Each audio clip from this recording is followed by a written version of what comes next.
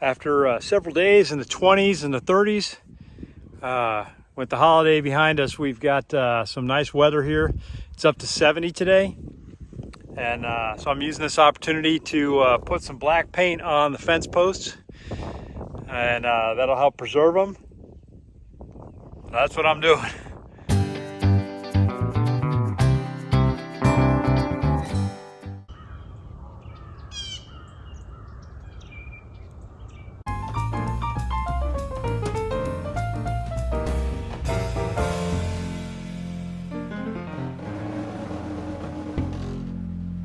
Last man in the woods.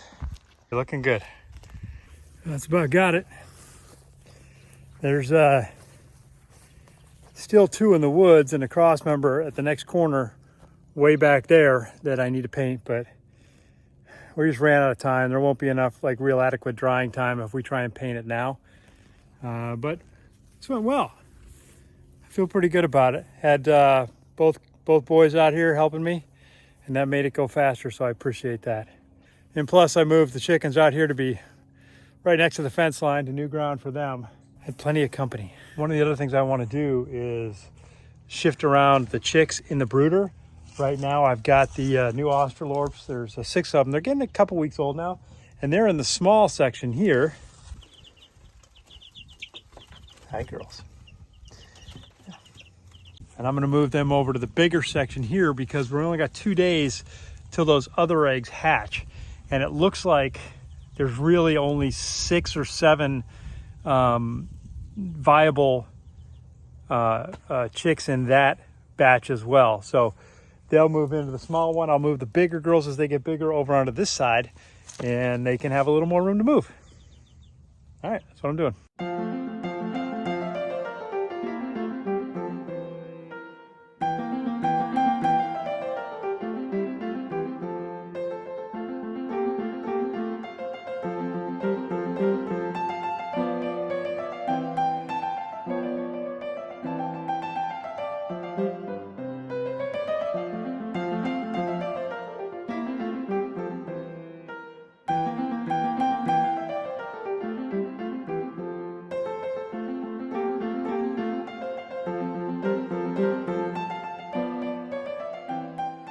One of the last things to go in will be feed.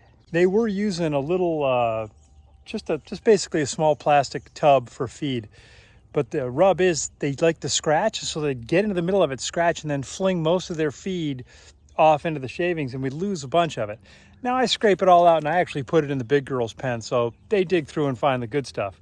But this is got the little holes for the heads. They shouldn't be able to get in there and scratch. And we'll see if that does a trick to help them maintain it a bit more. Plus, there's more feed in here at each feeding, so it reduces the number of times I need to come out and check on them.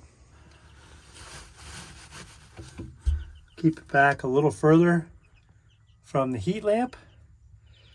Water, feed, heat, plenty of space. Well, they're a little freaked out.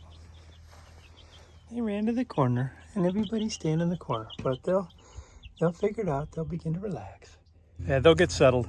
Meanwhile, I'm going to leave the window vent on the side open just to let a little more airflow through. It's a little warm in there. It was about 80, which is just fine for them.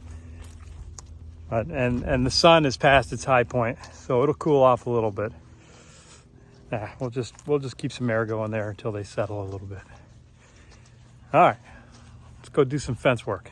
Gorgeous day, about 70 degrees, sunny, partly cloudy. It's just Florida Chamber of Commerce weather right now. It's a big change from the 25, 26 degrees we were having in the mornings around Christmas. But we got the fence post painted, and a good team effort there. Now I'm just gonna run the cross bracing for this corner post. It shouldn't take too long, but I had to go to the store and buy some equipment, and so just knock that out. All right, got the wire. It's 9 gauge. The crimping sleeves, crimping tool, wire strainers. I watched a couple of videos on this on YouTube, so see what happens.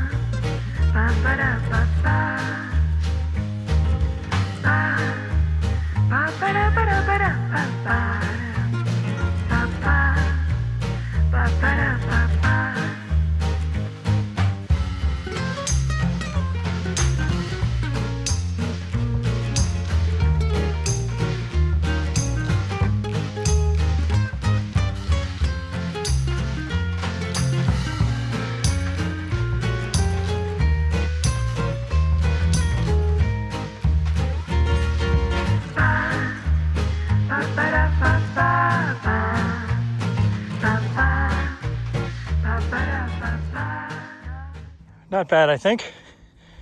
Took a while. And it's squirrely getting these because you put this one like to act as the top and then another one on the other side to act as sort of the bottom pivot points. I did put some on the sides, but you can see they don't close on it. They just holding it from sliding down. I guess, you know, there may be a need to tighten them over time. This style, before I was using barbed wire that was with a pipe that was wrapped on itself to tension it. Those are still doing fine.